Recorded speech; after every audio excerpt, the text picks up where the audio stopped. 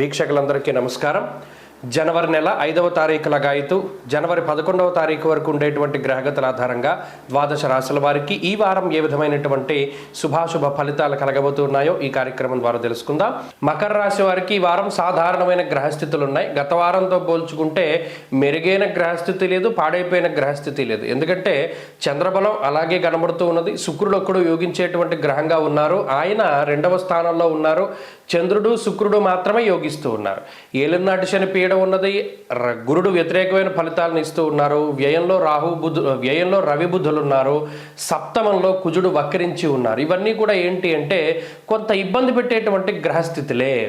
అయితే ఇక్కడ మిమ్మల్ని డైరెక్ట్గా ఈ గ్రహస్థితి ఇబ్బంది పెట్టదు, ఇండైరెక్ట్గా వస్తుంది ఏదొచ్చినా కూడా. అంటే ఇంట్లో వాళ్ళకి అనారోగ్య సమస్య వచ్చింది, అది మీకు ప్రశాంతతను కలగజేయదు. అటు మీకు డబ్బు ఖర్చు, శారీరక శ్రమ, అలాగే మానసిక ప్రశాంతత లేకపోవడం. అలాగే ఆఫీసులో ఏదో సమస్య వచ్చింది, మీ ఇన్వాల్వ్మెంట్ ఏం లేదు, కానీ అది మీ మీద నిందారోపణలు చేయడం ద్వారా ఇండైరెక్ట్గా అది వచ్చి మీకు చుట్టుకోవడం, లేదా మీ వలన ఇది జరిగిందని ఫాల్స్గా ఎలిగేషన్స్ చేస్తూ ఉండడం, ఇలా ఇటువంటివి ఎక్కువగా మీకు చుట్టుకుంటూ ఉంటాయి. అంటే మీ ఇన్వాల్వ్మెంట్ లేకపోయినా మీకు ఏదో ఒక సమస్య వస్తూ ఉండడాన్ని ఈ గ్రహస్థితి వల్ల చూడొచ్చు.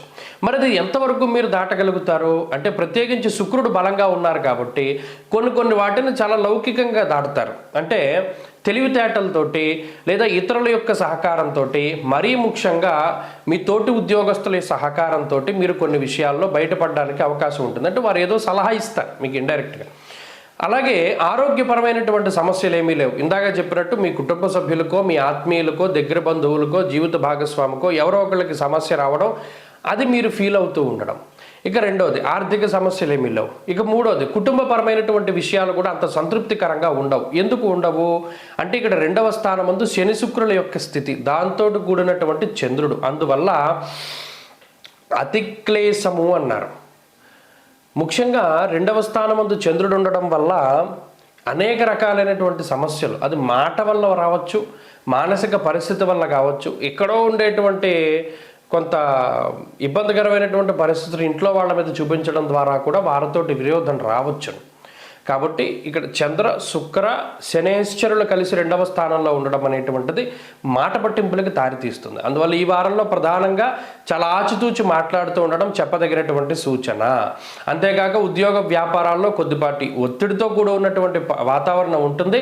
ఇందాక చెప్పినట్టు దాని తోటి ఉద్యోగస్తుల సహాయంతో అధిగమించగలుగుతారు. అయితే ఉద్యోగ మార్పుకు కానీ వ్యాపార విస్తరణకు కానీ ఇదంత మంచి సమయం కాదు.